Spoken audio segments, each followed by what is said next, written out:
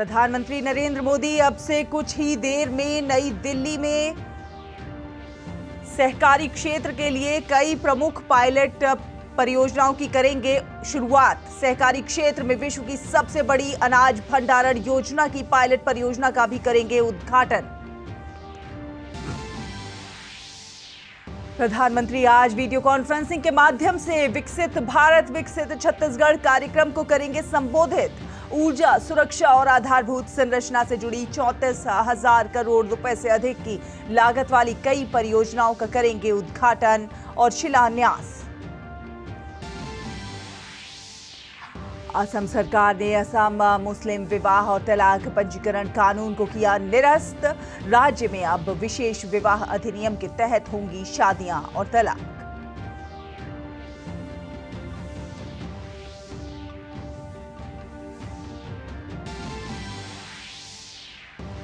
रक्षा मंत्री राजनाथ सिंह आज करेंगे जम्मू कश्मीर का दौरा। उधमपुर में सेना के शीर्ष कमांडरों के साथ करेंगे मौजूदा स्थिति पर चर्चा।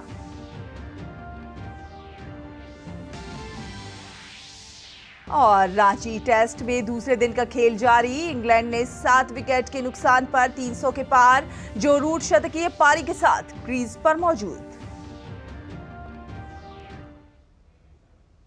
नमस्कार, डीडी न्यूज देख रहे हैं आप और आपके साथ मैं हूं शहला निगार। बुलेटिन की शुरुआत करते हैं। आपको बता दें कि देश के सहकारी क्षेत्र को मजबूती प्रदान करने की दिशा में एक बड़ा कदम उठाते हुए प्रधानमंत्री नरेंद्र मोदी अब से कुछ ही देर के बाद नई दिल्ली के भारत मंडपम में सहकारी क्षेत्र के लिए कई प्रमुख पहलों का उद्घाटन और शिलान्यास करेंगे। प्रधानमंत्री नरेंद्र मोदी सहकारी क्षेत्र में विश्व की सबसे बड़ी अनाज भंडारण योजना की पायलट परियोजना का भी उद्घाटन करेंगे। इस परियोजना को 11 राज्यों की 11 प्राथमिक कृषि ऋण समितियों यानी कि PACS में संचालित किया जा रहा है। इस पहल के तहत प्रधानमंत्री गोदामों और कृषि से जुड़ी अन्य बुनियादी सुविधाओं के निर्माण के लिए देश भर में अतिरिक्त 500 PACS की आधारशिला भी रखेंगे। प्रधानमंत्री नरेंद्र मोदी देश भर में 18,000 PACS में कंप्यूटरीकरण के लिए परियोजना का उद्घाटन करेंगे। इस महत्वपूर्ण परियोजना को 2,500 करोड़ रुपए से अधिक के वित्तीय परिव्यय के साथ मंजूरी दी गई है।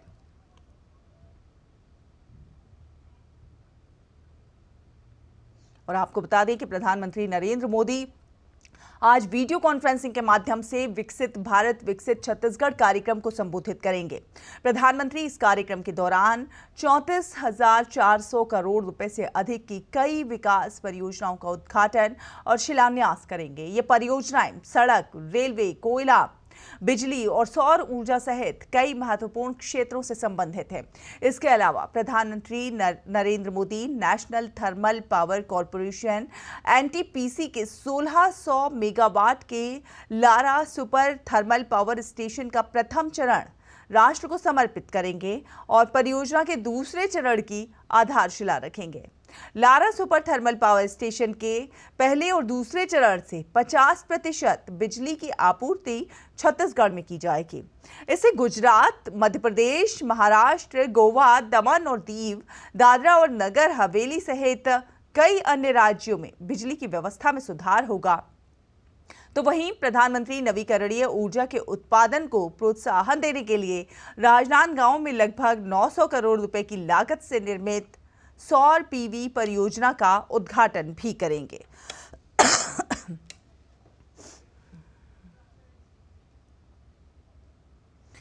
और अब अगली खबर। रक्षा मंत्री राजनाथ सिंह आज जम्मू कश्मीर के उधमपुर में सेना की उत्तरी कमान मुख्यालय का दौरा करेंगे।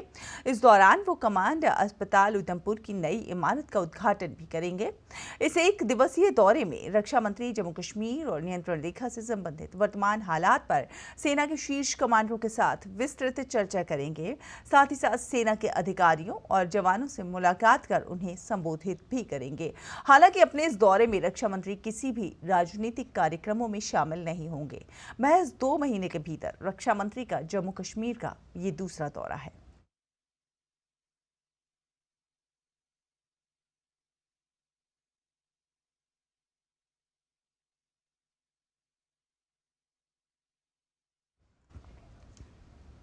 और पश्चिम बंगाल की मुख्यमंत्री ममता बनर्जी संदेशखाली हिंसा पर चौतरफा घिरती हुई नजर आ रही हैं।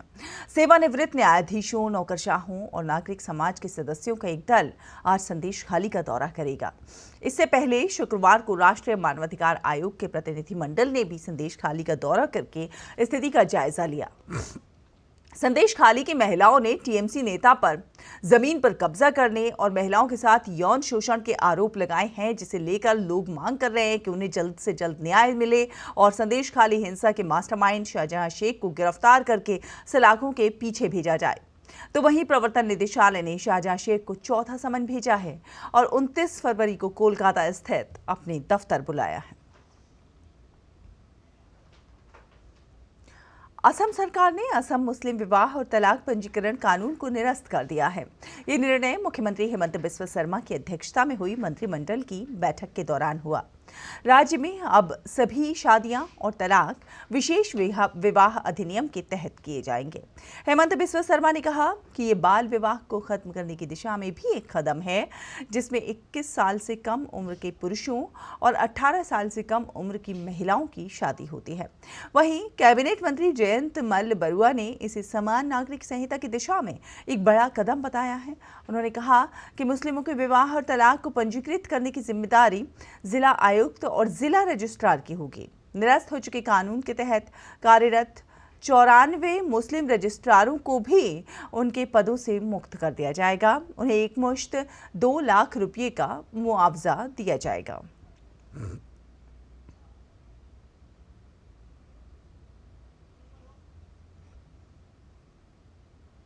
और कर्नाटक में कांग्रेस सरकार को बड़ा झटका लगा है। मंदिरों से टैक्स लेने वाला बिल विधान परिषद से अब खारिज हो गया है। बीजेपी और जेडीएस के सदस्यों ने इस बिल पर आपत्ति जताई थी। इस बिल को विधानसभा में पारित किया जा चुका था। इस संशोधित विधेयक में कहा गया था कि जिन मंदिरों का राजस्व 1 करोड़ रुपये से ज्यादा का है, सरकार उनकी आय का 10% टैक्स वसूल करेगी।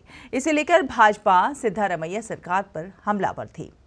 भाजपा ने आरोप लगाया था कि कर्नाटक की कांग्रेस सरकार हिंदू विरोधी नीतियां अपना रही है और इसमें हिंसा, धोखाधड़ी और धन का दुरुपयोग होना तय है।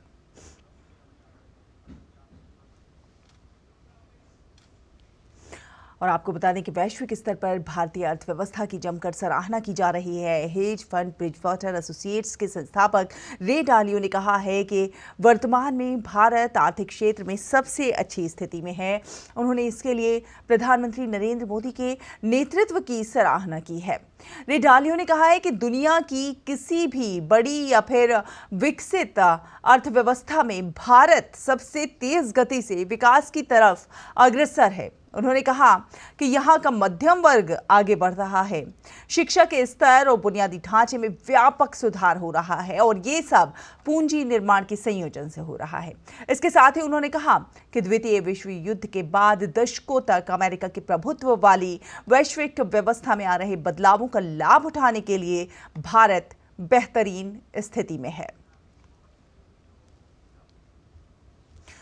तो रे डालियो ने तारीफ की है। उन्होंने कहा है कि वर्तमान में भारत सबसे ज्यादा अच्छी स्थिति में है। वैश्विक स्तर पर भारतीय अर्थव्यवस्था की जमकर सराहना हो रही है। हम जान रहे हैं कि प्रधानमंत्री नरेंद्र मोदी के नेतृत्व की लगातार सराहना हो रही है और ये बात रे डालियो ने भी कही है कि प्रधानमंत्री नरेंद्र मोदी के नेतृत्व में भारत सबसे तेज गति से विकास के मार्ग पर अग्रसर है। सबसे तेज गति से भारत विकास कर रहा है और विकसित भारत की दिशा में आगे बढ़ रहा है। भारत का जो मध्यम वर्ग का व्यक्ति है, मध्यम वर्ग, वो विकसित हो रहा है, उसकी आय में वृद्धि हो रही है और वो विकास की दिशा में आगे बढ़ रहा है। शिक्षा की बात की जाए तो शिक्षा के स्तर और बुनियादी ढांचे में व्यापक सुधार हो रहे हैं जो कि नजर आ रहे हैं। शिक्षा के स्तर में लगातार सुधार के लिए काम किए जा रहे हैं और उनका जमीन पर असर नजर आ रहा है। वैश्विक स्तर पर भारतीय अर्थव्यवस्था की सराहना हो रही है। वर्तमान में भारत की अर्थव्यवस्था काफी अच्छी स्थिति में है, भारत सबसे अच्छी स्थिति में है।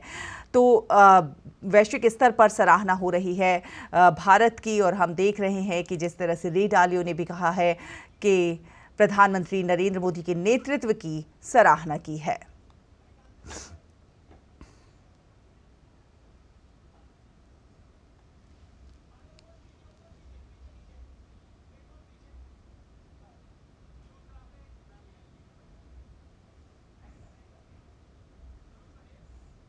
और राष्ट्रीय मानवाधिकार आयोग ने दिल्ली के अलीपुर में एक पेंट फैक्ट्री में लगी भीषण आग में अनेक मजदूरों की मौत पर दिल्ली सरकार को नोटिस जारी किया है।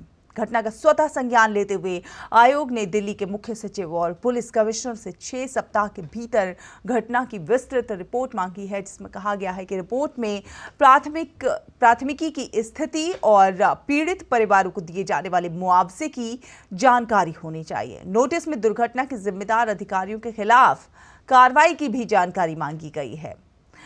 राष्ट्रीय मानवाधिकार आयोग ने दिल्ली सरकार को निर्देश दिया है कि अवैध रूप से चलाई जा रही उन औद्योगिक इकाइयों का सर्वेक्षण करें जहां पर खतरनाक और ज्वलनशील पदार्थों का निर्माण होता है।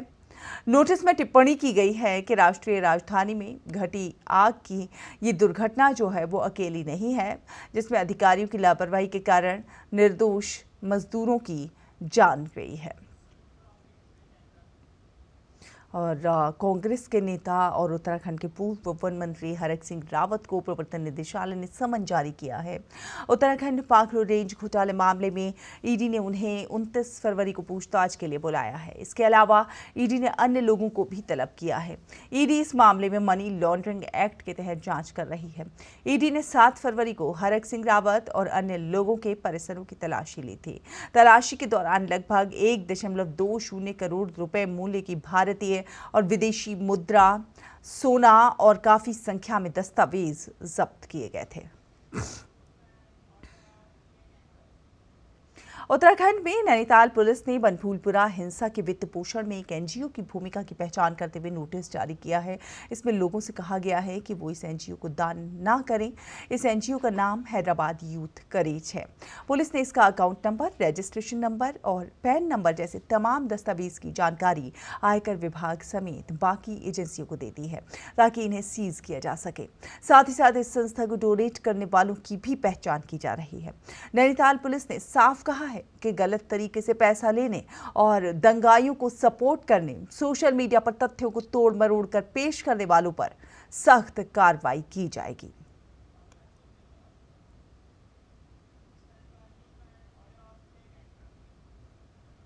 प्रधानमंत्री नरेंद्र मोदी की गुजरात की द्वारका यात्रा को लेकर वहां के लोग काफी उत्साहित हैं। लोगों का मानना है कि आज द्वारका पूरी तरह से बदल गई है। लोगों की सुविधाओं का प्रधानमंत्री ने बहुत अच्छे से ध्यान रखा है। अब द्वारकावासी चाहते हैं कि नरेंद्र मोदी अगली बार भी प्रधानमंत्री बने ताकि विकास के काम ऐसे ही करते रहें।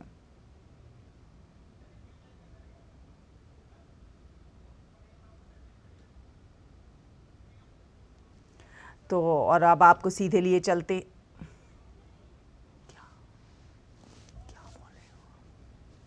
कभी द्वारका कॉरिडोर जब बनेगा कभी इससे भी अच्छा लगेगा, ऐसा हमारी सोच है। बेट द्वारका पूरा समुद्र से घिरा हुआ प्रदेश है। उसके साथ साथ होटल डेवलपमेंट और व्यापारियों की भी रोजगार बहुत खुलने का स्कोप दिखाई दे रहा है। द्वारका भी दुल्हन की तरह सजी हुई है यहाँ पर आज, और हमको ये भी मालूम है कि ब्रिज बन रहा है भेट द्वारका जाने के लिए। माननीय प्रधानमंत्री श्री नरेंद्र भाई मोदी गुजरात आ रहे हैं, द्वारका आ रहे हैं, तो द्वारका जो है वो दुल्हन की तरह सजी है।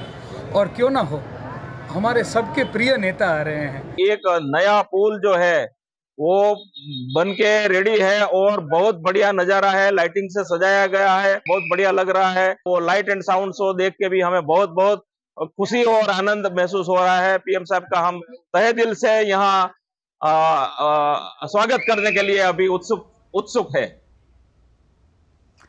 और आपको बता दें कि आज गुरु रविदास जयंती के अवसर पर राष्ट्रपति द्रौपदी मुर्मू ने देशवासियों को शुभकामनाएं दी हैं। राष्ट्रपति ने सोशल मीडिया पर अपने संदेश में कहा कि गुरु रविदास जयंती के अवसर पर सभी देशवासियों को शुभकामनाएं। संत रविदास मानवता की सेवा को ईश्वर की सेवा मानते थे। उनका पूरा जीवन जातिगत और सामाजिक भेदभाव को मिटाने, प्रेम और सौहार्द को बढ़ाने और भक्तिभाव का संचार करने के लिए समर्पित रहा। आइए हम गुरु रविदास जी के दिखाए हुए भक्ति और ज्ञान के मार्ग पर चलकर समरसता पर आधारित समाज के निर्माण की ओर बढ़ें।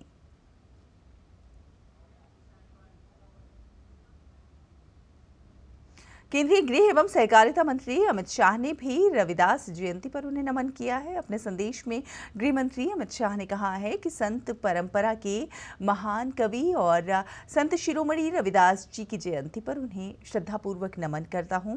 संत रविदास जी ने जाति और धर्म से ऊपर उठकर देश को एकता के सूत्र में बांधने के उल्लेखनीय प्रयास किए। रविदास जी का मानना था कि कर्म ही सबसे बड़ा धर्म है और हमें निष्काम भाव से कर्म करते रहना चाहिए। संत रविदास जी के सिद्धांतों को आत्मसात कर प्रधानमंत्री नरेंद्र मोदी जी के नेतृत्व में भाजपा सरकार सबका साथ, सबका विकास, सबका विश्वास और सबका प्रयास के मंत्र के साथ आगे बढ़ रही है।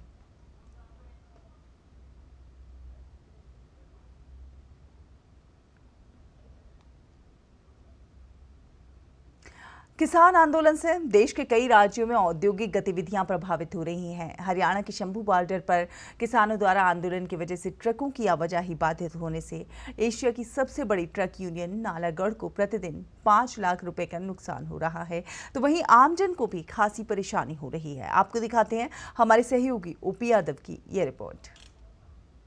ये नजारा है हरियाणा के अंबाला अमृतसर राष्ट्रीय राजमार्ग पर स्थित शंभू बॉर्डर का। किसान आंदोलन से एशिया की सबसे बड़ी ट्रक यूनियन नालागढ़ को प्रतिदिन 5 लाख रुपए का नुकसान हो रहा है। पिछले 10 दिनों से कोई भी ट्रक दिल्ली के लिए नहीं गया है। किसान आंदोलन के चलते कोई भी ट्रक संचालक दिल्ली जाने को तैयार नहीं है। जो ट्रक पहले निकले थे वो भी किसान आंदोलन की वजह से पहले पंजाब व हरियाणा के अंबाला स्थित शंभू बॉर्डर पर ही बंद होने की वजह से वहीं खड़े हैं। इनमें कुछ ट्रक चालक हरियाणा के यमुनानगर होते हुए निकल रहे थे, लेकिन किसानों को जैसे ही इस रास्ते का पता चला तो जगह जगह किसानों ने नाके लगा दिए, जिससे कोई भी सामान दिल्ली नहीं जा रहा है, न ही दिल्ली से कोई कच्चा माल आ रहा है। प्रतिदिन ट्रक संचालकों को 5 से 6 लाख रुपए का नुकसान हो रहा है। अंबाला सिटी के पास स्थित शंभू बॉर्डर पर कतार में खड़े ट्रक किसान आंदोलन की मार झेल रहे हैं। ट्रक ड्राइवर परेशान हैं। बॉर्डर खुलने के इंतजार में बैठे ड्राइवर्स का कहना है कि जब सरकार ने इनकी अधिकांश मांगे मान ली हैं, तो इनको अब धरना प्रदर्शन बंद कर बॉर्डर से उठ जाना चाहिए।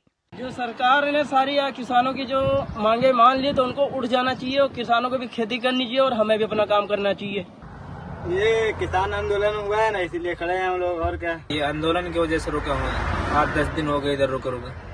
हाँ, अब इसकी वजह से कहीं से देखो 8-10 दिन में इधर निकाला है, खाने पीने का सामान खत्म हो गया पूरा।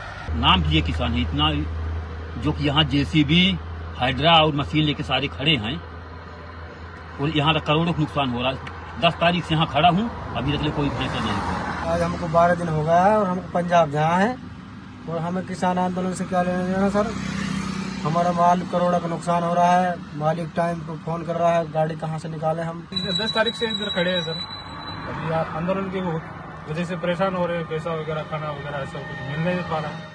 प्रदेश के सबसे बड़े औद्योगिक क्षेत्र बीबीएन से प्रतिदिन 1000 ट्रक रवाना होते हैं। सभी ट्रक दिल्ली होकर अगले राज्यों में जाते हैं। ट्रकों में जिन व्यापारियों का माल लदा है उनको खासा नुकसान हो रहा है। सभी दिक्कतें हो रही जी, ट्रैफिक नहीं आ रहा, जा नहीं सकते कहीं भी, सब्जी महंगी है, सारे सबका काम धंधा भी ठप पड़ा हुआ है। ऐसे ही चल रहा है, इस करके काम होते हैं, काम बहुत मंदा जी चल रहा है, माल नहीं बिक रहा है।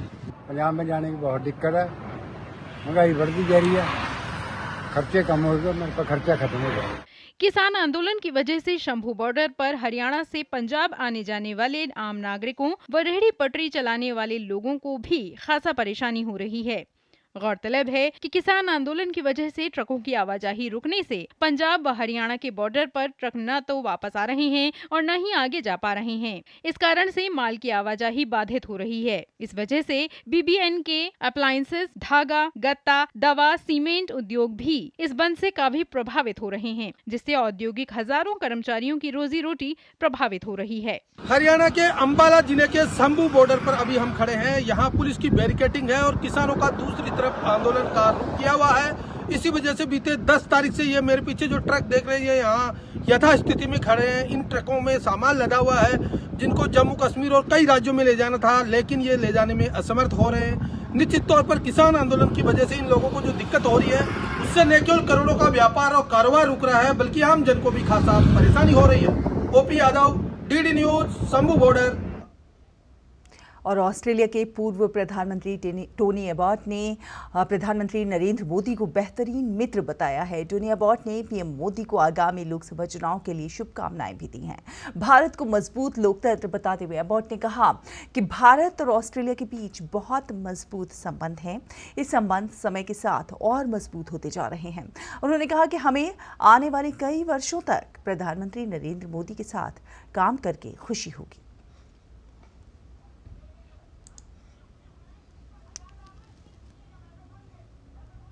राष्ट्र के विकास में एक अमिट छाप छोड़ दी है और अपने 140 करोड़ परिवारजन के कल्याण और खुशहाली को समर्पित अपने पंत प्रधान को कोटि कोटि प्रणाम और साथ साथ स्वागत हमारे माननीय केंद्रीय गृह एवं सहकारिता मंत्री श्री अमित शाह जी का।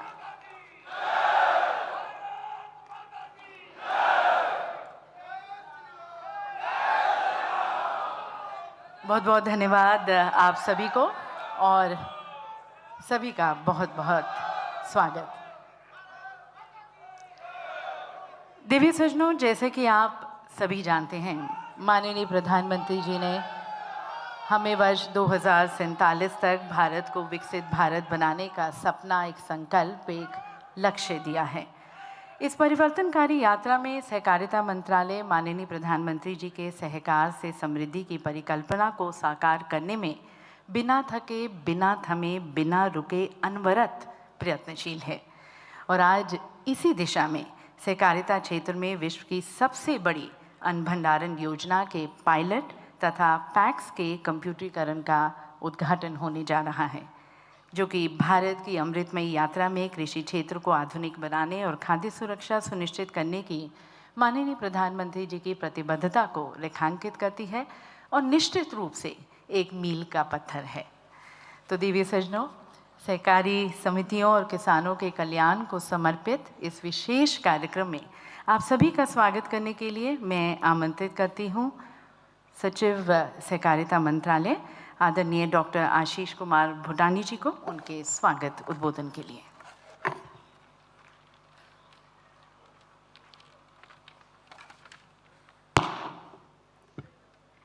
सभी को मेरा सादर नमस्कार। सर्वप्रथम मैं आज के कार्यक्रम के मुख्य अतिथि माननीय प्रधानमंत्री श्री नरेंद्र मोदी जी का सादर अभिनंदन करता हूं, जिन्होंने सहकार से समृद्धि का मूल मंत्र देकर पैक्स से लेकर एपेक्स तक संपूर्ण सहकारिता क्षेत्र में नई ऊर्जा का संचार किया है। माननीय प्रधानमंत्री जी के दिखाए हुए रास्ते पर चलते हुए सहकारिता मंत्रालय पैक्स, जो कि ग्रामीण अर्थव्यवस्था की रीढ़ है, की व्यवहार्यता को बढ़ाने, उनकी व्यावसायिक गतिविधियों में विविधता लाकर उन्हें जीवंत आर्थिक इकाई बनाने के लिए निरंतर प्रयासरत है। हमारा सौभाग्य है कि इसी क्रम में आज 18,000 पैक्स में कंप्यूटरीकरण व 11 राज्यों की 11 पैक्स में सहकारिता क्षेत्र में विश्व की सबसे बड़ी अन्न भंडारण योजना के पायलट का उद्घाटन तथा पायलट के तहत 500 अतिरिक्त पैक्स में गोदाम निर्माण का शिलान्यास माननीय प्रधानमंत्री जी के कर कमलों से होने जा रहा है। आज के कार्यक्रम के विशिष्ट अतिथि माननीय गृह एवं सहकारिता मंत्री श्री अमित शाह जी का भी मैं हार्दिक अभिनंदन करता हूं, जिनके कुशल मार्गदर्शन में नवगठित सहकारिता मंत्रालय ने सहकारिता आंदोलन के सुदृढ़ीकरण के लिए कई अभूतपूर्व कदम उठाए हैं।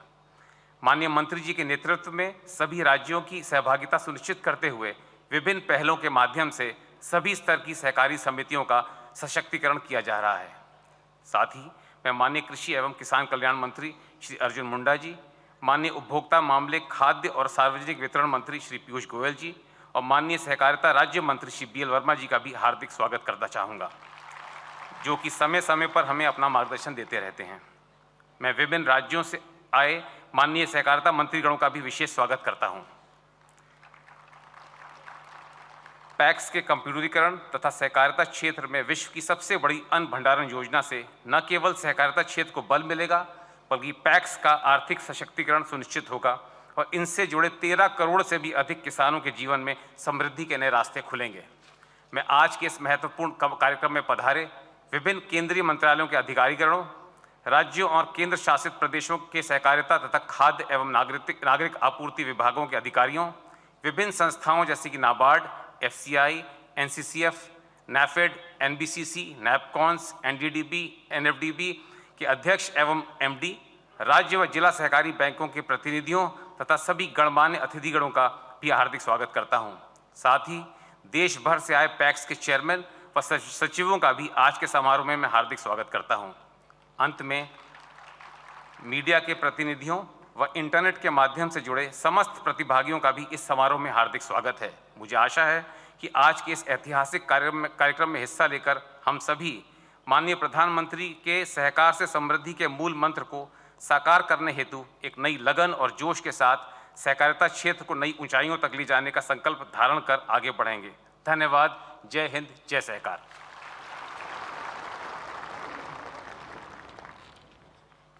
बहुत बहुत धन्यवाद सचिव महोदय। देवी सज्जनों, माननीय प्रधानमंत्री जी का समावेशी विकास को बढ़ावा देने के लिए सहकारी समितियों की क्षमता में अटूट विश्वास राष्ट्र निर्माण में सहकारी समितियों की भूमिका को मजबूत करता है और आज माननीय प्रधानमंत्री जी की हम सभी के साथ यहाँ पर उपस्थिति सहकारी समितियों के मनोबल को और बढ़ाती है। तो आइए माननीय प्रधानमंत्री जी का आभार सहित स्वागत करते हैं और मैं निवेदन करती हूँ हमारे सहकारिता मंत्रालय के पथ प्रदर्शक आदरणीय श्री अमित शाह जी से कि वे प्रधानमंत्री जी को फूल भेंट कर उनका स्वागत करें। शुभकामनाओं के साथ हम सभी की तरफ से।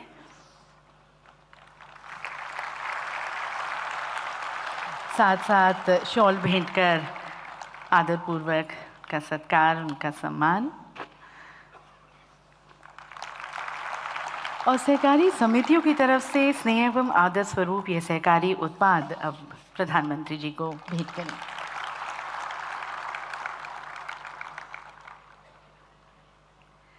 और अब मैं आदरणीय श्री अमित शाह जी, हमारे माननीय केंद्रीय गृह एवं सहकारिता मंत्री, उनसे अनुरोध करती हूं और आमंत्रित करती हूं उनके संबोधन के लिए।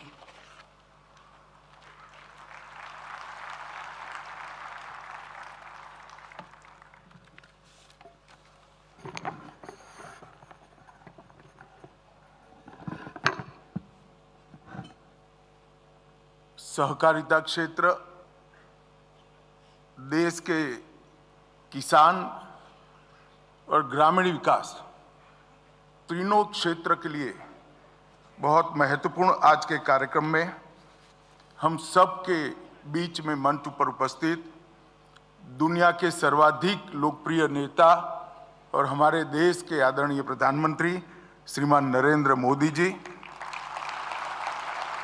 जिनका बहुत बड़ा योगदान आज के भंडारण की योजना को लागू करने में रहा है, ऐसे मेरे साथी मंत्री श्रीमान अर्जुन मुंडा जी, पीयूष गोयल जी और BL वर्मा जी और देश भर से आए हुए सहकारी क्षेत्र के सभी उपस्थित कार्यकर्ता, प्रतिनिधि और नेतृत्व करने वाले नेतागण, देश भर की CSC से 1 लाख से ज़्यादा CSC और करीब 35,000 पैक्स के माध्यम से जुड़े हुए लाखों किसान भाई और सहकारी कर्मचारियों से, सहकारी कार्यकर्ताओं से मैं आज हृदयपूर्वक आप सभी का यहाँ पर स्वागत करता हूँ। मित्रों, आज माघ पूर्णिमा का दिन है। माघ पूर्णिमा के दिन को हमारे यहाँ बहुत शुभ माना जाता है और प्रधानमंत्री मोदी जी ने सहकारी क्षेत्र के अंदर नए प्राण फूंकने की जो शुरुआत करी है, इसके लिए सबसे पहले लिए गए एक इनिशिएटिव और सबसे अंत में लिए गए दूसरे इनिशिएटिव, दोनों का शुभारंभ प्रधानमंत्री के कर कमलों से आज शुरू होने जा रहा है। ये हम सब के लिए बहुत बहुत आनंद का विषय है।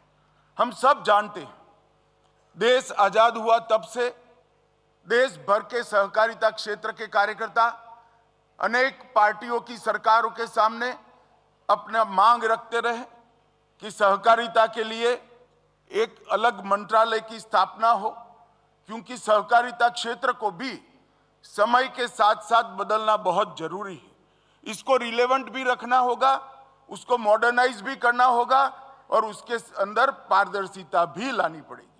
परंतु सालों तक इस मांग को कोई एड्रेस नहीं करता था, कोई पूरी करने के लिए इस पर ध्यान भी नहीं देता था। जब नरेंद्र मोदी जी प्रधानमंत्री बने, इन्होंने 70 साल पुरानी मांग को समाप्त कर एक फुल फ्लेज सहकारिता मंत्रालय की स्थापना। और मुझे कहते हुए गौरव है कि एक ज्वाइंट सेक्रेटरी के तत्वाधान में चलता हुआ सहकारिता मंत्रालय आज फुल फ्लेज मंत्रालय बनने के बाद 35 महीनों में लगभग 54 से ज्यादा इनिशिएटिव लेकर पैक्स से लेकर एपेक्स तक और सहकारिता क्षेत्र के हर आयाम में एक नई शुरुआत कर नए जोश के साथ आज आगे बढ़ रहा है। और मुझे पूरा विश्वास है कि सहकारिता क्षेत्र को लगभग 125 साल के बाद प्रधानमंत्री जी के इस फैसले से एक नया जीवन मिला है और अब इस निर्णय के कारण और 125 साल तक सहकारिता आंदोलन इस देश की सेवा करेगा, इसका मुझे विश्वास है। मित्रों, आज यहां से करीब 18,000 से ज्यादा पैक्स का कंप्लीट कंप्यूटराइजेशन आज से शुरू हो रहा है। इसका ट्रायल रन भी हो चुका है। लेगेसी डेटा को भी कंप्यूटराइज कर दिया गया है और यहां से मोदी साहब के क्लिक करने के साथ ही हर ट्रांजैक्शन कंप्यूटर से शुरू हो जाएगा 18,000 पैक्स का।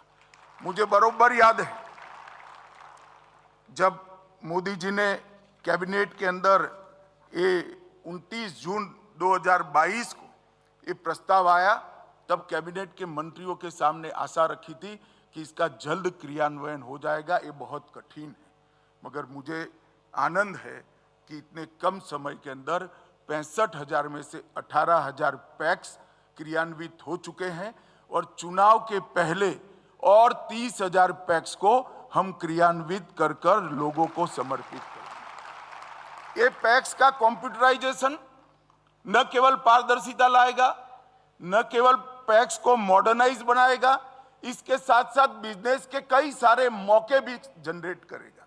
हमने पैक्स के नए बायलॉज बनाए हैं और मुझे आनंद है कि पूरे देश की सरकारों ने इर्रिस्पेक्टिव ऑफ पॉलिटिकल पार्टी ये बायलॉज को स्टेट सब्जेक्ट होने के बावजूद एक्सेप्ट भी किया है, लागू भी कर दिया है और पैक्स तक पहुंचा भी दिया है।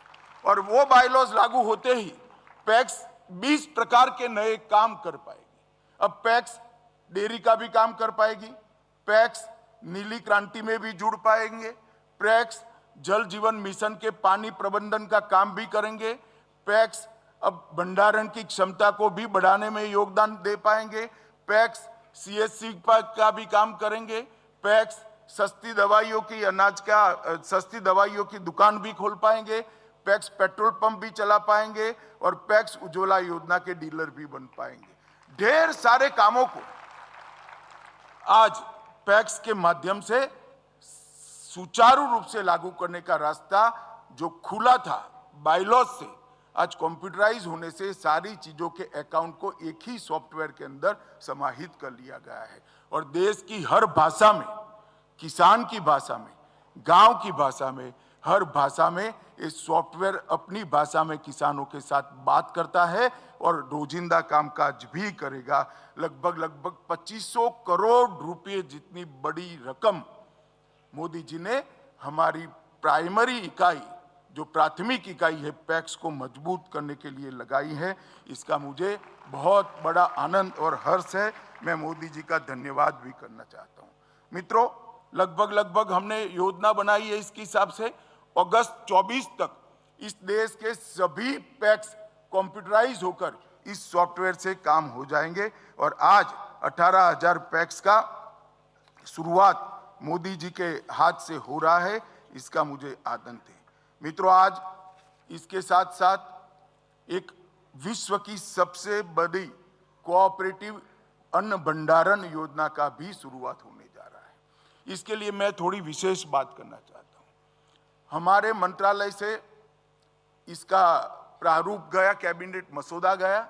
मोदी जी ने स्वयं 6 बार इसको हमारे साथ चर्चा की, 2 बार प्रेजेंटेशन देखा, सुझाव दिए और एक कंप्लीट योजना बनाकर किसानों के लिए मोदी जी ने इस देश को समर्पित किया है। और इसको लागू करने से पहले उन्होंने कैबिनेट की मीटिंग में हमारे मंत्रालय का मार्गदर्शन किया। ये बहुत बड़ी योजना है, एक नया इनिशिएटिव है। ढेर सारे मंत्रालय को समाहित कर ये योजना आगे बढ़ने वाली है।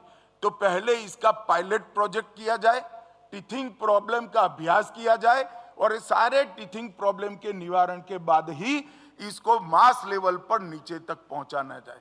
प्रधानमंत्री जी, आज मुझे आनंद है, आपकी कल्पना के अनुरूप हमने 11 पैक्स में पायलट प्रोजेक्ट आज समाप्त कर दिया है और आपके कर कमलों से आज 11 गोडाउनों का उद्घाटन होने जा रहा है। ये बहुत बड़ा आनंद का विषय है। और इसके साथ साथ जो टीथिंग प्रॉब्लम आए थे, आपने जो हमारा मार्गदर्शन किया था, इसके लिए एक मंत्री समूह बनाया था। मंत्री समूह ने पूरे टीथिंग प्रॉब्लम का अभ्यास कर योजना को थोड़ा, बहुत ज्यादा नहीं मगर थोड़ा रिवाइव भी किया है और आज 500 गोडाउन का, 500 पैक्स के गोडाउन का भूमि पूजन भी आपके हाथ से हो रहा है। तो 511 गोडाउनों का काम एक प्रकार से आज चालू होगा।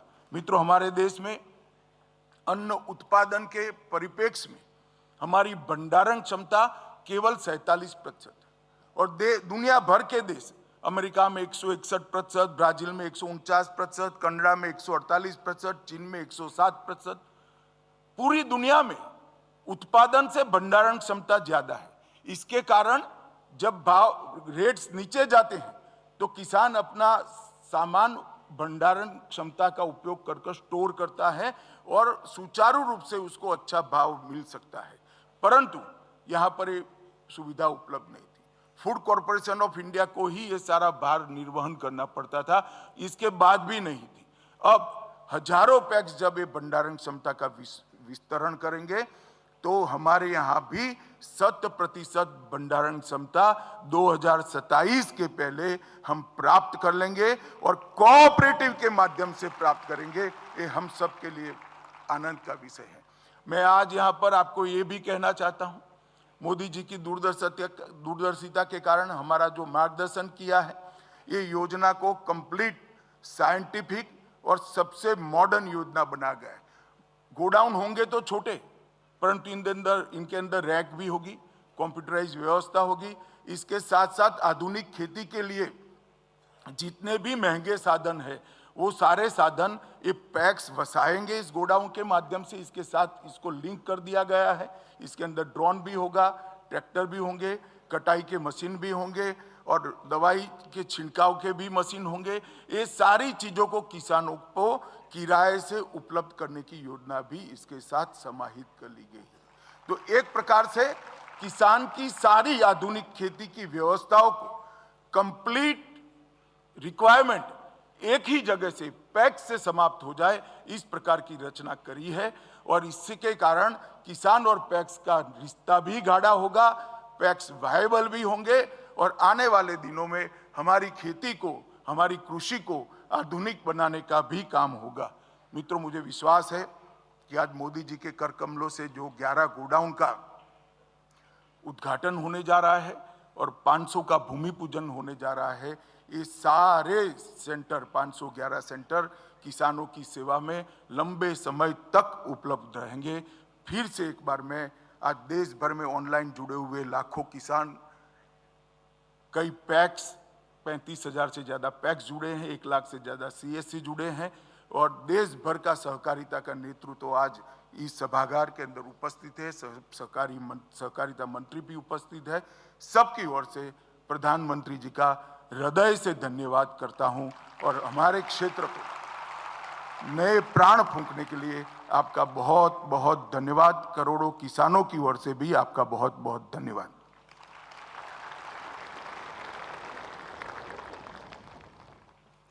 बहुत बहुत धन्यवाद माननीय मंत्री जी। बदलते हुए भारत में बदलता हुआ सहकारिता क्षेत्र, जहां पर पैक्स और बहुउद्देश्य हो रहे हैं, पुनर्जीवित हुए माननीय प्रधानमंत्री जी के नेतृत्व में। और देवी सज्जनों, जैसे कि आपने सुना, आज सहकारी समितियों के डिजिटल परिवर्तन का एक नया युग, एक नया अध्याय शुरू होने जा रहा है, जो कृषि और सहकारिता से जुड़े करोड़ों किसानों के जीवन को प्रभावित करेगा। ये पहल सहकारी क्षेत्र की बेहतरी, पारदर्शिता, दक्षता और पहुंच सुनिश्चित करने के लिए प्रौद्योगिकी का लाभ उठाते हुए सरकार के समर्पण का एक प्रमाण है। माननीय प्रधानमंत्री जी से मैं निवेदन करती हूँ, कृपया आप रिमोट का बटन दबाकर देश भर में 18,000 पैक्स में कंप्यूटरीकरण का अपने कर कमलों द्वारा शुभारंभ करें।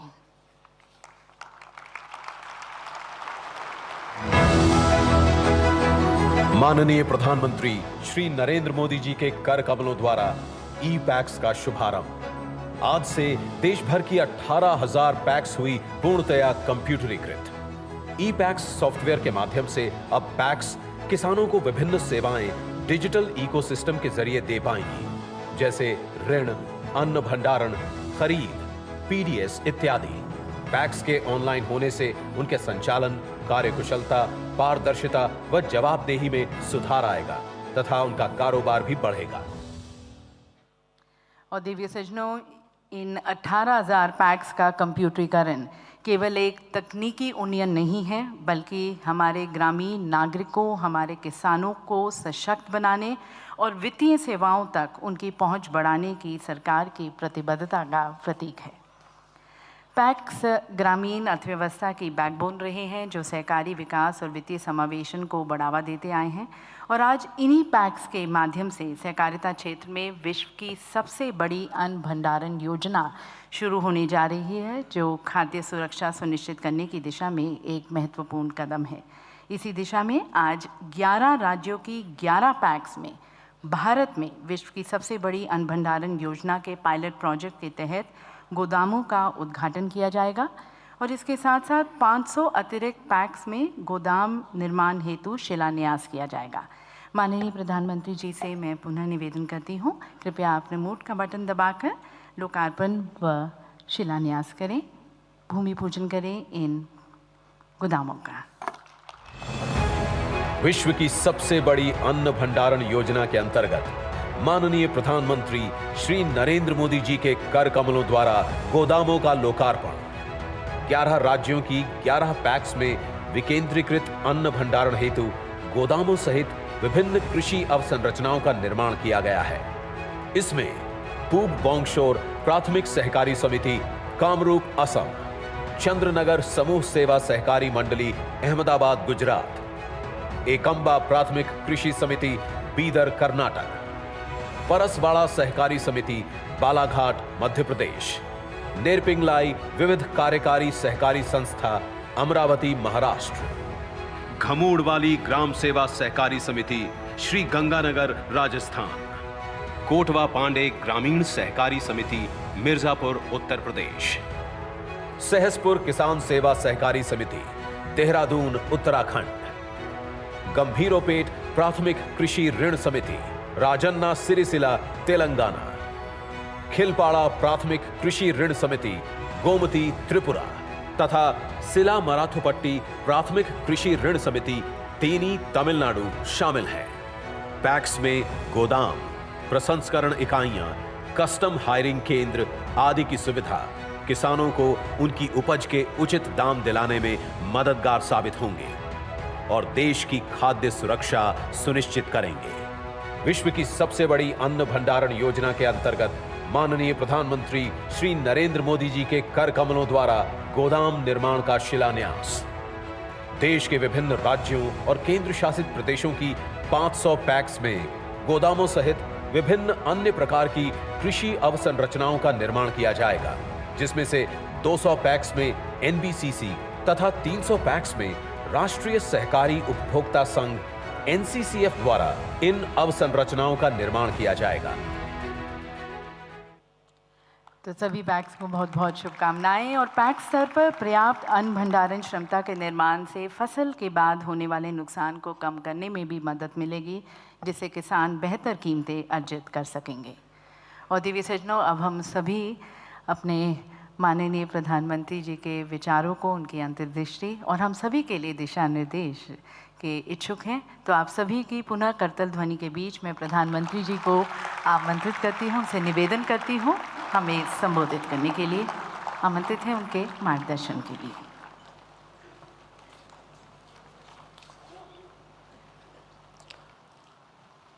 देश के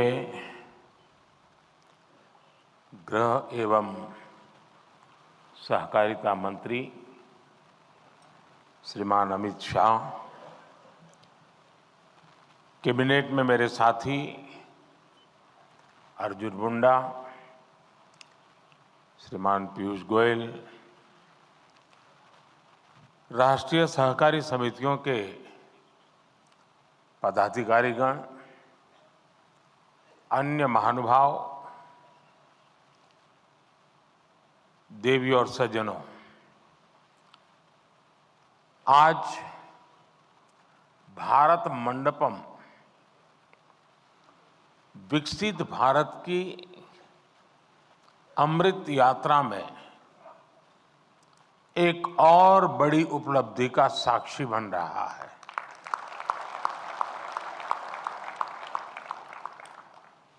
सहकार से समृद्धि, सहकार से समृद्धि का जो संकल्प देश ने लिया है, उसे साकार करने की दिशा में आज हम और आगे बढ़ रहे हैं।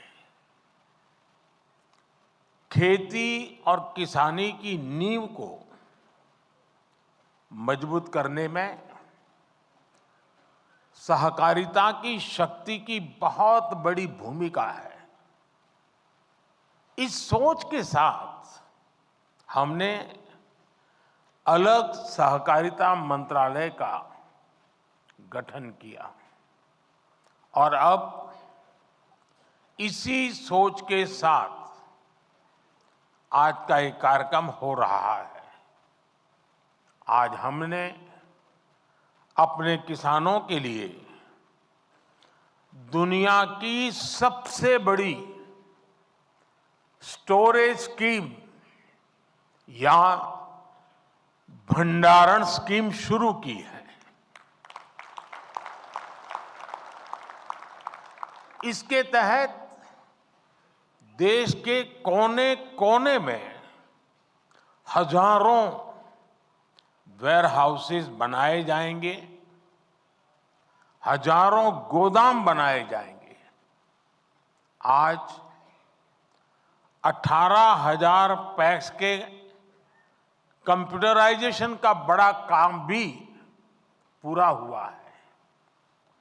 ये सभी काम देश में कृषि इंफ्रास्ट्रक्चर को नया विस्तार देंगे, कृषि को आधुनिक टेक्नोलॉजी से जोड़ेंगे। मैं आप सभी को इन महत्वपूर्ण और दूरगामी परिणाम लाने वाले कार्यक्रमों के लिए बहुत बहुत बधाई देता हूं, अनेक अनेक शुभकामनाएं देता हूं। साथियों, सहकारिता भारत के लिए बहुत प्राचीन व्यवस्था है।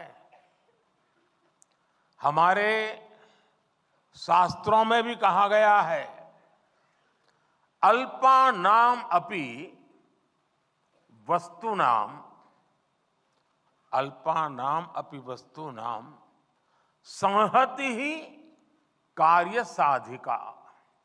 अर्थात छोटी छोटी वस्तुएं, थोड़े थोड़े संसाधन भी सब साथ जोड़ दिए जाते हैं तो उनसे बड़े कार्य सिद्ध हो जाते हैं।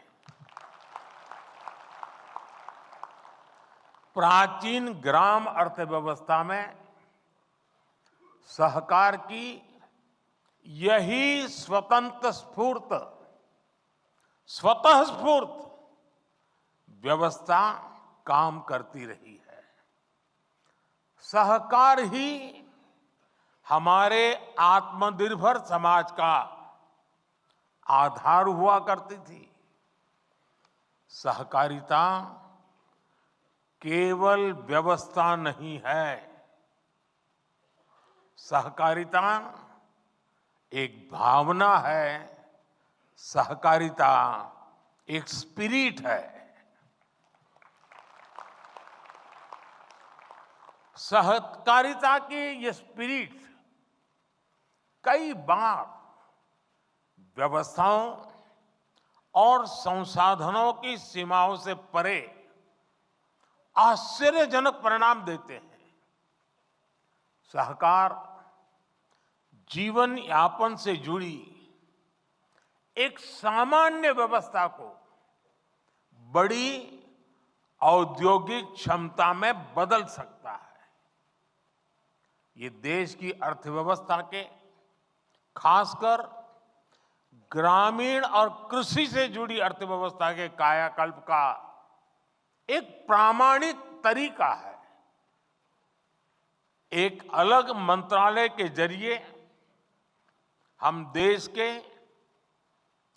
इस सामर्थ्य को और कृषि क्षेत्र की बिखरी हुई इस ताकत को ही एकत्र करने का भी ये भगीरथ प्रयास है। किसान उत्पाद संघ एफपीओज का एक बहुत ही महत्वपूर्ण उदाहरण हमारे सामने है। एफपीओज के माध्यम से आज गांव के छोटे किसान भी उद्यमी बन रहे हैं, अपने उत्पादों को विदेशों तक निर्यात कर रहे हैं। हमने देश में 10,000 एफपीओज बनाने का लक्ष्य रखा था। एक अलग सहकारिता मंत्रालय होने के उसका नतीजा ये है कि देश में 8,000 एफपीओज का गठन ऑलरेडी हो चुका है, कार्यरत हो चुके हैं। कई एफपीओज की सक्सेस स्टोरी की चर्चा आज देश के बाहर भी हो रही है। इसी तरह एक और संतोषजनक बदलाव ये आया है कि सहकारिता का लाभ अब पशुपालकों और मछली पालकों तक भी पहुंच रहा है। मछली पालन में आज 25,000 से ज्यादा सहकारी इकाइयां काम कर रही है। आने वाले 5 वर्षों में सरकार का लक्ष्य 2 लाख सहकारी समितियां बनाने का है और इनमें एक बड़ी संख्या फिशरीज सेक्टर की सहकारी समितियों की भी होने जा रही है। साथियों, सहकारिता की ताकत क्या होती है? गुजरात में मुख्यमंत्री के रूप में मैंने इस ताकत को अनुभव किया है। गुजरात में अमूल की सफलता की गाथा आज पूरी दुनिया जानती है। हम सब दुनिया भर के बाजार में पहुंच चुके लिज्जत पापड़ के बारे में भी जानते हैं। इन सभी आंदोलनों को मुख्य रूप से देश की महिलाओं ने ही लीड किया है। आज देश में भी डेयरी और कृषि में सहकार से किसान जुड़े हैं। उनमें करोड़ों की संख्या में महिलाएं ही हैं। महिलाओं के इसी सामर्थ्य को देखते हुए सरकार ने भी सहकार से जुड़ी नीतियों में उन्हें प्राथमिकता दी है। आप जानते हैं कि हाल में ही multi state cooperative society act में सुधार लाया गया है। इसके तहत मल्टी स्टेट कोऑपरेटिव सोसाइटी के बोर्ड में महिला डायरेक्टर्स होना अनिवार्य कर दिया गया है।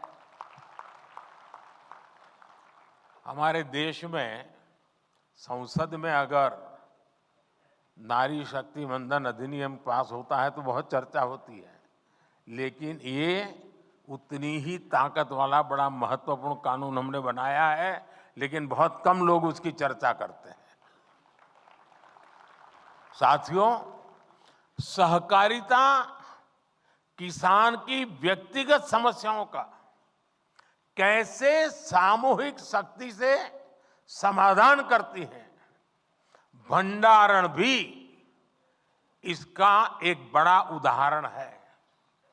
हमारे यहां भंडारण से जुड़े इंफ्रास्ट्रक्चर के अभाव में किसानों को बहुत नुकसान उठाना पड़ता था। पिछली सरकारों ने कभी इस जरूरत पर उतना ध्यान ही नहीं दिया, लेकिन आज सहकारी समितियों के जरिए इस समस्या का हल किया जा रहा है। दुनिया की, ये अपने आप में बहुत बड़ी बात है, दुनिया की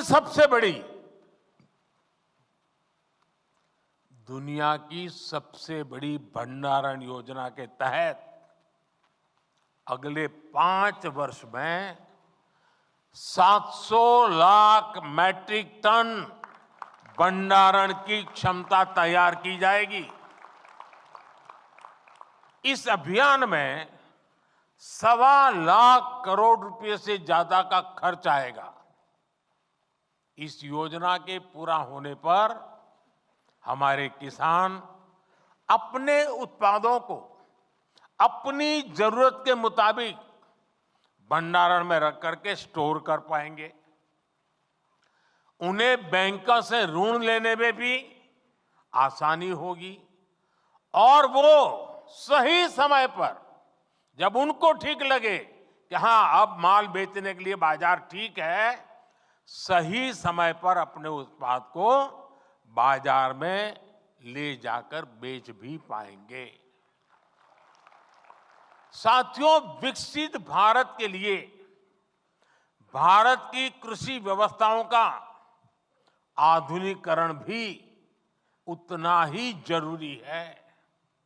हम कृषि क्षेत्र में नई व्यवस्थाएं बनाने के साथ ही पैक्स जैसी सहकारी संस्थाओं को नई भूमिकाओं के लिए तैयार कर रहे हैं। ये समितियां अब प्रधानमंत्री जन औषधि केंद्र का भी काम कर रही है। इनके द्वारा हजारों प्रधानमंत्री किसान समृद्धि केंद्र भी संचालित हो रहे हैं। हमने सहकारी समितियों को पेट्रोल और डीजल के रिटेल आउटलेट में भी बदला है। कई समितियों पर एलपीजी सिलेंडर भी मिलने लगे हैं। कई गांवों में पैक्स पानी समितियों की भूमिका भी निभा रही है। यानी पैक्स की ऋण समितियों की उपयोगिता भी बढ़ रही है, उनकी आय के साधन भी बढ़ रहे हैं। यही नहीं, सहकारी समितियां अब कॉमन सर्विस सेंटर के तौर पर गांवों में सैकड़ों सरकारी सुविधाएं भी दे रही है। अब कंप्यूटर के जरिए ये समितियां टेक्नोलॉजी और डिजिटल इंडिया से जुड़े अवसरों को और बड़े स्तर पर किसानों तक पहुंचाएगी। इससे ग्रामीण क्षेत्र में युवाओं के लिए रोजगार के नए अवसर भी बनेंगे। साथियों, विकसित भारत के संकल्प की सिद्धि, इसके लिए मैं आप सभी की भूमिका, सहकारी संस्थाओं की भूमिका का महत्व बहुत ज्यादा है, इस बात को समझता हूं। इसलिए आप सभी से मेरी अपेक्षा भी कुछ ज्यादा है और आखिरकार अपेक्षा तो उन्हीं से होती है जो करते हैं। जो नहीं करते उनसे अपेक्षा कौन करेगा?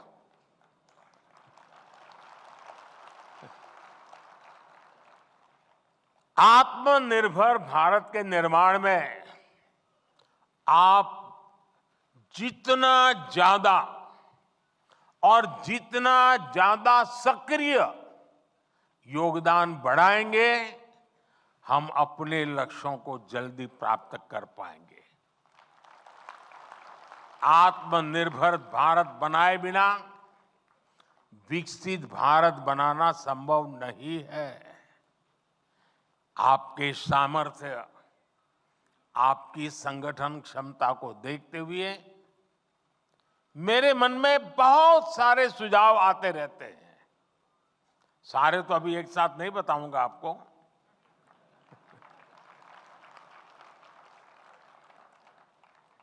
लेकिन कुछ मैं इशारा करना चाहता हूं।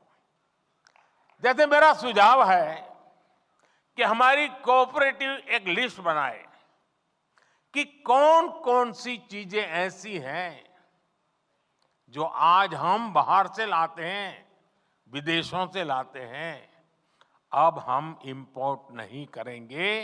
सहकारी क्षेत्र इसमें क्या कर सकता है?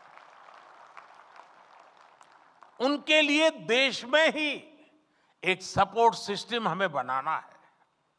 ये जिम्मेदारी सहकारी संस्थाएं बहुत आसानी से ले सकती है। अब जैसे हम कृषि प्रधान तो देश कहलाए जाते हैं, लेकिन ये भी सच्चाई है कि जो कृषि प्रधान देश के रूप में हम पिछले 75 साल से गीत गाते रहते हैं, लेकिन ये दुर्भाग्य देखिए, हजारों करोड़ रुपए का खाने का तेल हर वर्ष इंपोर्ट करते हैं। खाने के तेल में हम आत्मनिर्भर कैसे हो?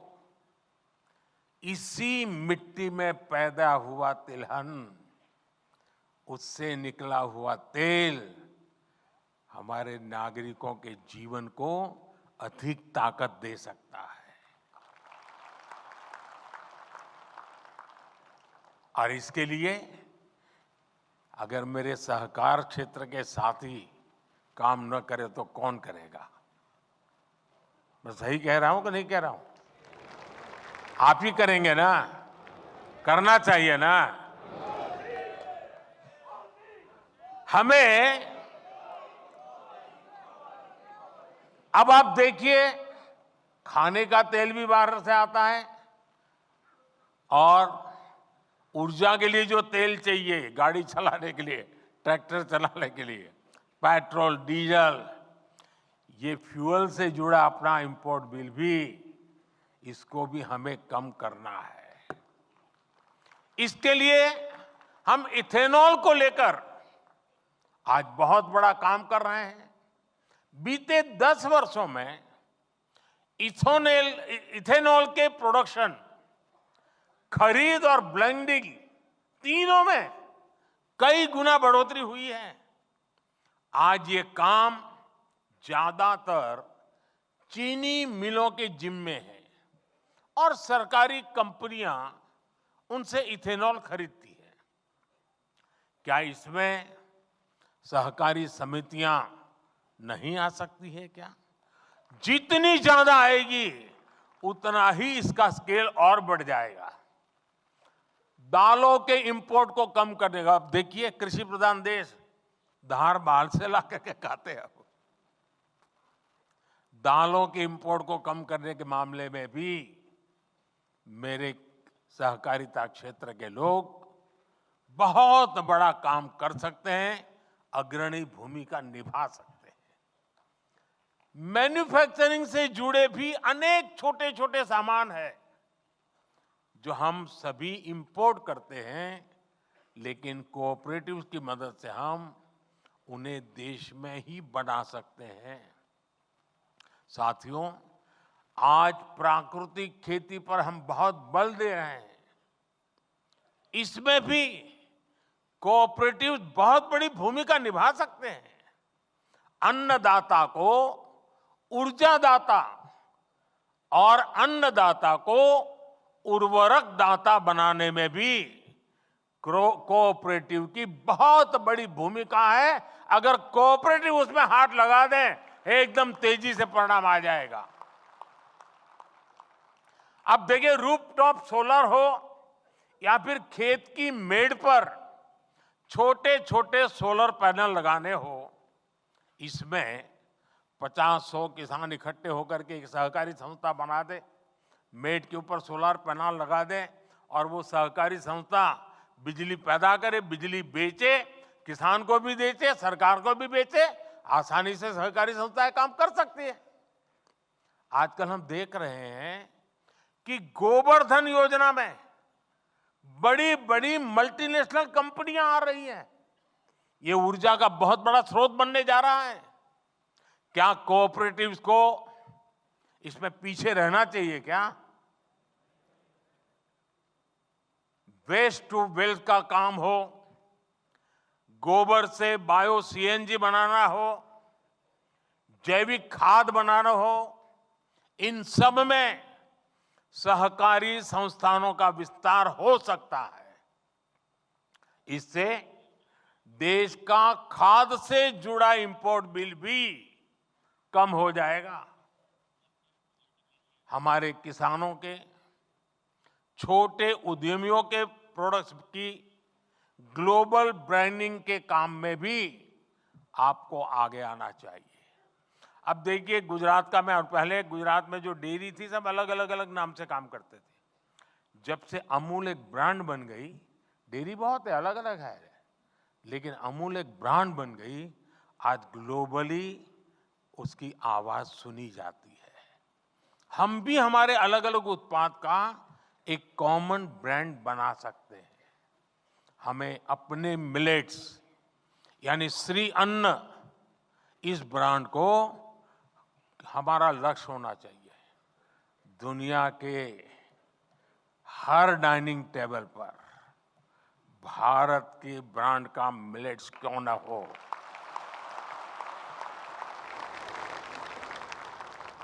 इसके लिए कोऑपरेटिव्स को एक व्यापक एक्शन प्लान बना करके आगे आना चाहिए। साथियों, गांव की आय बढ़ाने में सहकारिता का बहुत बड़ा योगदान हो सकता है। हमने तो डेयरी सेक्टर में एक स्पष्ट बदलाव होते हुए देखा है।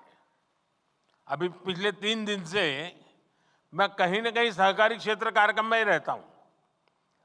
पहले गया अहमदाबाद में, अमूल के 50 साल हुए थे। फिर कल बनारस में था, काशी में, वहां बनारस डेयरी का उद्घाटन किया था। बनारस का अनुभव है कि वहां डेयरी सहकारिता का आने से बहनों की, पशुपालकों की आय एकदम तेजी से बढ़ रही है। सहकारिता बढ़ने से एक और क्षेत्र में प्रवेश हुआ है। मैंने गुजरात के सहकारिता क्षेत्र के लोगों से आग्रह किया था कि आप शहद की दुनिया में आइए। हमने श्वेत क्रांति की, अब हम स्वीट क्रांति करें। और शहद के क्षेत्र में हमारे लोग आगे आए। शहद सेक्टर को किसान आज कितना लाभ उठा रहा है, ये भी आप जानते हैं। पिछले 10 वर्षों में शहद उत्पादन 75,000 मैट्रिक टन से बढ़कर अब लगभग 1.5 लाख मैट्रिक टन पहुंच चुका है। शहद के एक्सपोर्ट में भी 28,000 मैट्रिक टन से 80,000 टन की वृद्धि हुई है। 80,000 मैट्रिक टन की। इसमें नाफेड और ट्राइफेड के साथ साथ राज्यों की कोऑपरेटिव संस्थानों ने भी बड़ी भूमिका निभाई है। इस दायरे को हमें और अधिक बढ़ाना है। साथियों, गुजरात में हमने देखा है कि जब दूध का पैसा सीधा बहनों के खातों में जाना शुरू हुआ तो उसका एक सार्थक सामाजिक परिवर्तन आया।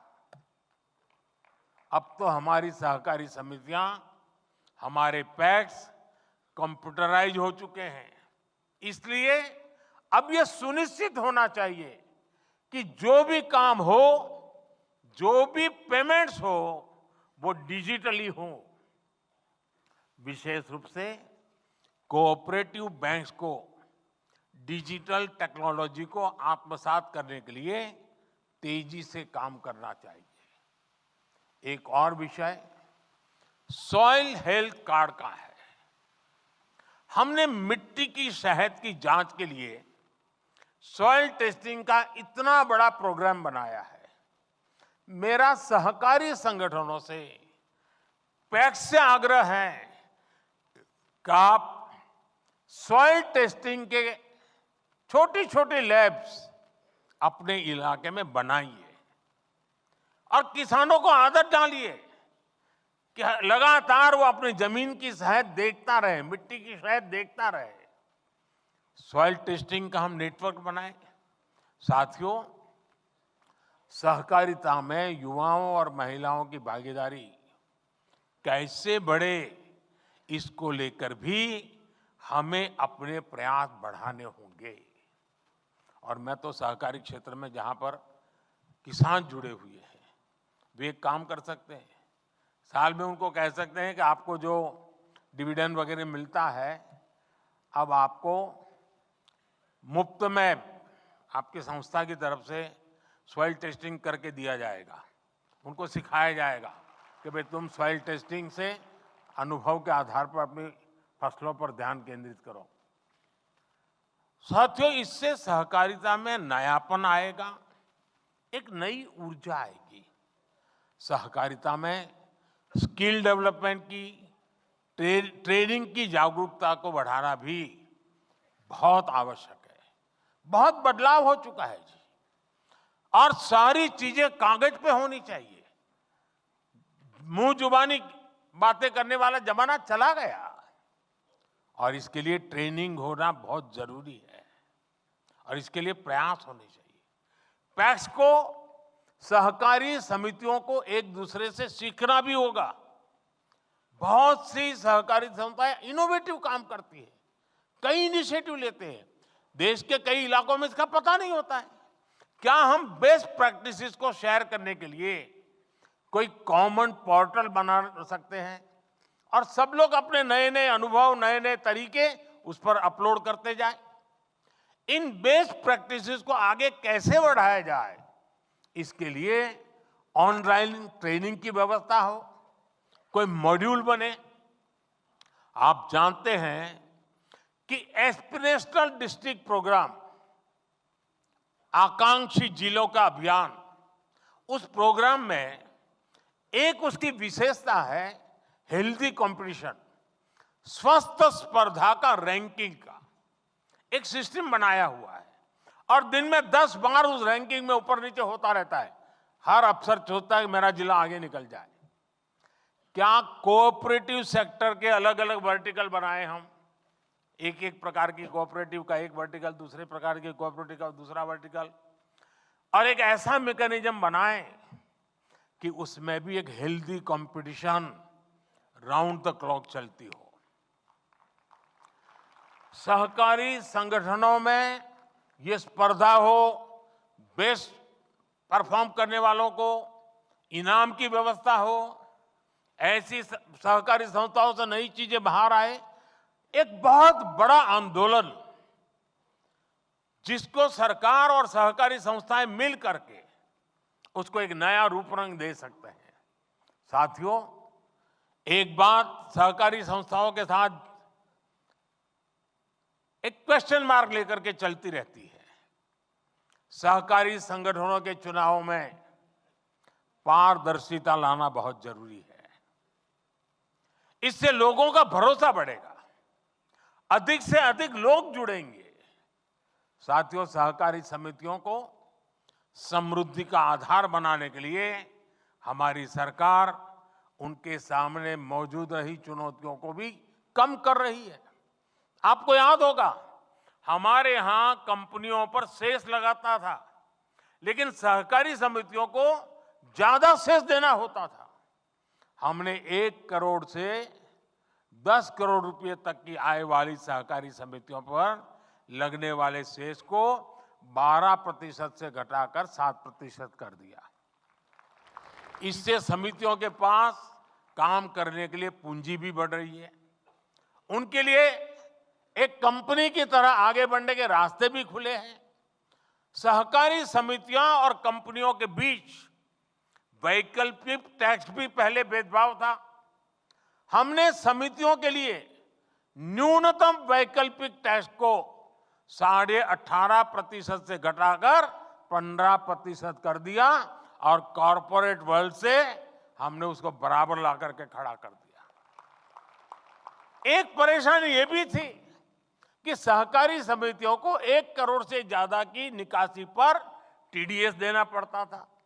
हमने निकासी की ये सीमा भी बढ़ाकर सालाना 3 करोड़ रुपए कर दी है। इस फायदे का इस्तेमाल अब सदस्यों के हित में हो सकेगा। मुझे विश्वास है सहकार की दिशा में हमारे ये साझा प्रयास देश के सामूहिक सामर्थ्य के विकास की सभी संभावनाओं को खोलेंगे। इसी कामना के साथ आप सभी का मैं बहुत बहुत धन्यवाद करता हूं। और जैसा अमित भाई ने बताया कि लाखों लोग आज अलग अलग सेंटर्स पर इकट्ठे हुए हैं, मैं उनका भी इतने उत्साह और उमंग के साथ आज के इस महत्वपूर्ण इनिशिएटिव में जुड़ने के लिए उनका भी धन्यवाद करता हूं और उनको भी मैं बहुत शुभकामनाएं देता हूं। आइए हम सच्चे अर्थ में सहकारिता की भावना को लेकर के कंधे से कंधा मिलाकर के, कदम से कदम मिलाकर के विकसित भारत के लक्ष्य को प्राप्त करने के लिए चल पड़े। एक साथ चले, एक दिशा में चले और परिणाम हम प्राप्त करते रहेंगे। बहुत बहुत धन्यवाद।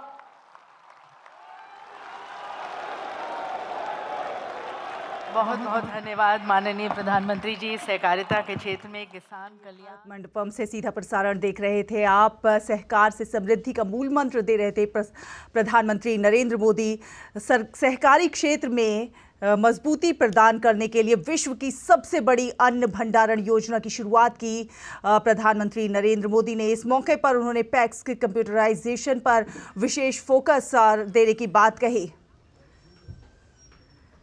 ये तस्वीरें भारत मंडपम से आप सीधा प्रसारण ये देख रहे थे। उत्पादन से भंडारण क्षमता को बेहतर बनाने की बात कही। इस दिशा में बहुत सारे प्रयास किए जा रहे हैं, इसके बारे में प्रधानमंत्री ने कहा। उन्होंने कहा ये एक नया अध्याय है। कृषि और सहकारिता से जुड़े बड़ी संख्या में किसानों के जीवन में विशेष बदलाव आएगा। तो आइए जानते हैं प्रधानमंत्री नरेंद्र मोदी के संबोधन की कुछ बड़ी बातें। क्या कुछ बड़ी बातें कही हैं प्रधानमंत्री नरेंद्र मोदी ने अपने संबोधन में? जी हां, उन्होंने सहकार से समृद्धि की बात कही। उन्होंने कहा कि सहकार से समृद्धि के जरिए देश आज आगे बढ़ रहा है। जी हां, प्रधानमंत्री नरेंद्र मोदी के संबोधन की बड़ी बातें हम बता रहे हैं। किसानों के लिए दुनिया की सबसे बड़ी भंडारण योजना की ये शुरुआत की गई है। ये एक मील का पत्थर साबित होगी। उन्होंने कहा कि देश के कोने कोने में हजारों वेयर हाउस बनाए जाएंगे।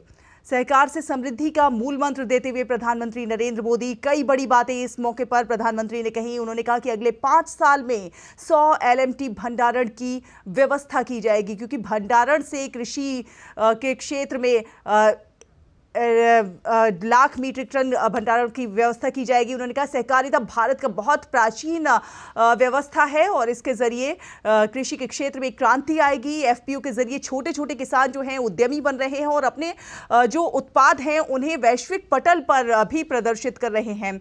पशुपालकों और मछली पालन के में सहकारिता का लाभ मिल रहा है, तो पशुपालक और मछली पालक लोग जो है वो भी आर्थिक उन्नति कर रहे हैं। पशुपालकों और मछली पालन के क्षेत्र में सहकारिता का लाभ उनके जीवन स्तर को आगे बढ़ाने में भी कारगर साबित हो रहा है।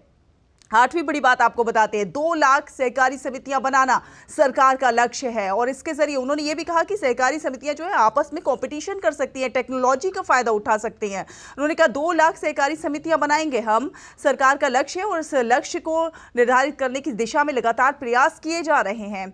9वीं बड़ी बात बताते हैं, पैक्स को नई भूमिकाओं के लिए तैयार रहना होगा। तो तमाम उन्होंने चीज़ें अपनाने की बात कही। उन्होंने कहा टेक्नोलॉजी अपनाइए, आगे बढ़िए, कंपटीशन कीजिए। ग्रामीण क्षेत्रों में युवाओं के लिए किस प्रकार से रोजगार के अवसर मुहैया कराए जा रहे हैं, उसकी भी उन्होंने बात कही। उन्होंने कृषि के क्षेत्र में एक नया बूम लाने की बात कही। उन्होंने कहा पेट्रोलियम उत्पादों और दालों का आयात कम करने में सहकारी समितियों की एक बहुत बड़ी भूमिका है। 11वीं बात आपको बताते हैं, पेट्रोलियम उत्पादों और दालों का आयात कम करने में सहकारिता की जो भूमिका है वो काफ़ी बड़ी है और सहकारिता के जरिए इसमें आगे बढ़ा जा रहा है। अन्नदाता को ऊर्जादाता बनाया जा रहा है, उर्वरक दाता बनाया जा रहा है। इसमें सहकारी समितियों की जो भूमिका है वो काफ़ी महत्वपूर्ण है। उन्होंने श्री अन्न की बात कही कि श्री अन्न को ग्लोबल ब्रांड बनाना है। जी हाँ, श्री अन्न को ग्लोबल ब्रांड बनाने की दिशा में हम जानते हैं प्रधानमंत्री नरेंद्र मोदी ने बहुत प्रयास किए और कारगर साबित हो रहे हैं। उन्होंने ये कहा कि बीते 10 सालों में देश में शहद का उत्पादन दोगुना हुआ है। उन्होंने कहा अब हम श्वेत क्रांति से अब हम स्वीट क्रांति की ओर आगे बढ़ रहे हैं और शहद इस दिशा में हमारा शहद पालक जो है, जो मधुमक्खी पालक हैं, तो उनको काफ़ी इससे फ़ायदा होगा। सहकारिता में स्किल डेवलपमेंट की बात कही और ट्रेनिंग को बढ़ावा देने की बात कही। तो स्किल डेवलपमेंट के जरिए, ट्रेनिंग के जरिए, टेक्नोलॉजी के जरिए आगे बढ़ा जा सकता है। सहकारिता में स्किल डेवलपमेंट बहुत ज़्यादा ज़रूरी है। कौशल विकास के जरिए सहकारिता को और बढ़ावा मिलेगा। 15वीं बात आपको बताते हैं, प्रधानमंत्री नरेंद्र मोदी के संबोधन में कई बड़ी बातें उन्होंने कही। जिस प्रकार से उन्होंने टेक्नोलॉजी की बात कही, स्किल डेवलपमेंट की बात कही, किस प्रकार कृषि को, किसानों को आगे ले जाया जाए उस दिशा में सहकारिता लगातार प्रयास, सहकारी समितियां जो हैं उनके जरिए लगातार प्रयास हो रहे हैं और कृषि के क्षेत्र में एक नया बूम लाने की बात कही है। फिलहाल एक छोटा सा ब्रेक लेते हैं। ब्रेक के उस पार खबरों के सफर को जारी रखेंगे। आप देखते रहिए DD न्यूज़। देश बन रहा है डिजिटल, जागरूकता मुहिम ला रही है रंग, तो सभी को मिले